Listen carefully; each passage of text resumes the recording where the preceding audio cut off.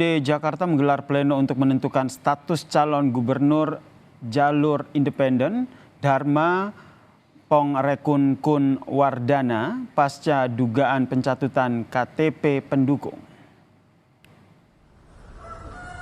Dharma bersama dengan pasangannya saudara yaitu Kun Wardana hadir untuk ikuti rapat pleno penentuan status Dharma Kun dalam kontestasi Pilgub Jakarta mendatang.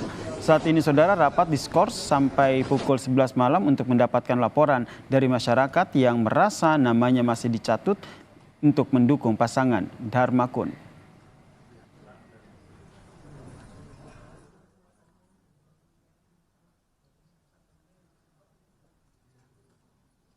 Lalu bagaimana hasil pleno KPUD Jakarta dalam menentukan status Bacagub jalur independen ini saudara?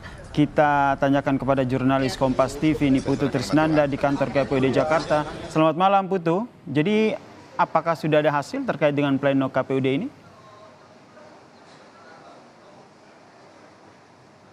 Ya, selamat malam Yasir. Sampai dengan malam hari ini nampaknya perbincangan antara KPU dan juga Bawaslu ini agak alot begitu ya. Karena dari jam 5 sore tadi sampai dengan saat ini sidang ataupun juga rapat pleno ini sudah diskors sebanyak 3 kali. Dan tadi di sela-sela skors juga baik itu KPU dan Bawaslu ini bersepakat untuk kemudian mengambil masa tenggat paling akhir di mana pengumuman atau penetapan status dari Bacagub dan Bacawagub DKI Jakarta jalur independen yakni Dharma Pongrekun dan juga Kun Wardana akan diumumkan malam hari sebelum tanggal 19 ini berganti.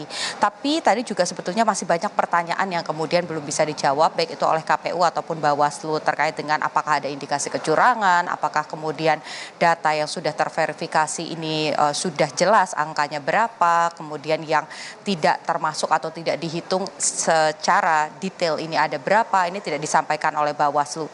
Begitupun juga dengan KPU yang menyebut bahwa memang SK akan tetap dikeluarkan malam hari ini karena ini sudah sesuai dengan schedule atau penjadwalan dari agenda pemilu begitu. Tapi apakah SK ini masih bisa direvisi, dibatalkan dan lain sebagainya, ini belum bisa dijawab karena sidang ataupun juga rapat pleno ini masih berlangsung. Tadi Bawaslu juga menyebut bahwa alasannya kenapa rapat pleno ini baru akan diselesaikan jelang tengah malam karena ini memang masih menunggu laporan dari masyarakat. Lebih lengkapnya Yasir dan juga saudara berikut pernyataan dari anggota Bawaslu DKI Jakarta Reki Putra Jaya.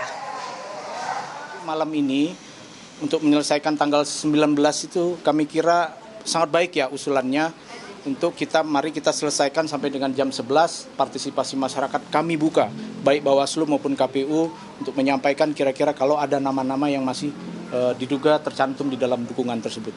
Sejauh ini belum ada penetapan ya Pak? Itu kita tunggu selesai nanti. Pertanyaannya Yasir, apakah dari sekarang sudah memasuki jam 10 malam sampai dengan nanti pukul 11 kurang lebih 1 jam lagi ada masyarakat yang sempat untuk datang ke Bawaslu dan juga melaporkan.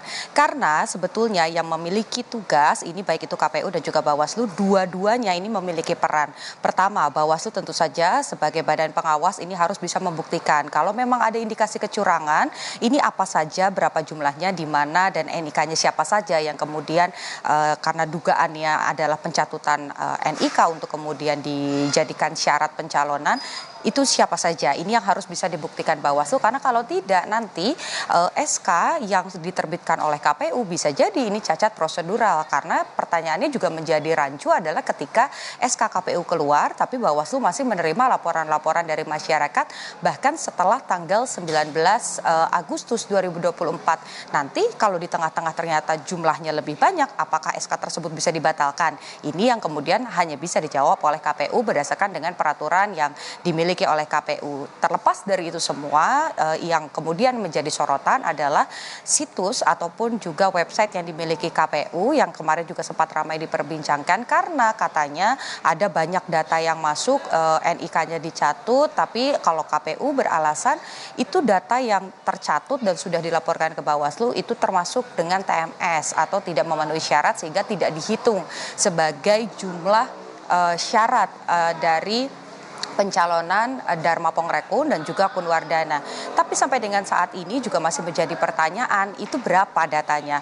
Padahal KPU sebagai penyelenggara, bukan hanya sebagai operator, ini memiliki tanggung jawab untuk menjaga hak pemilih yang ada di DKI Jakarta khususnya.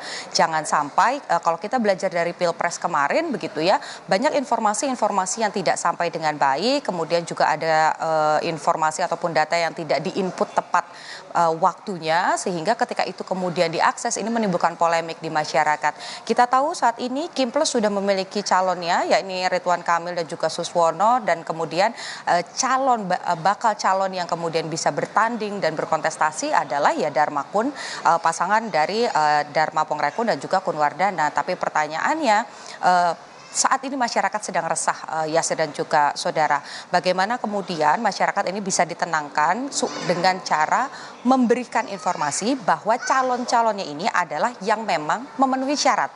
Ini yang kita nantikan, bagaimana hasil rapat pleno nanti, masih jam 11, masih 1 jam lagi.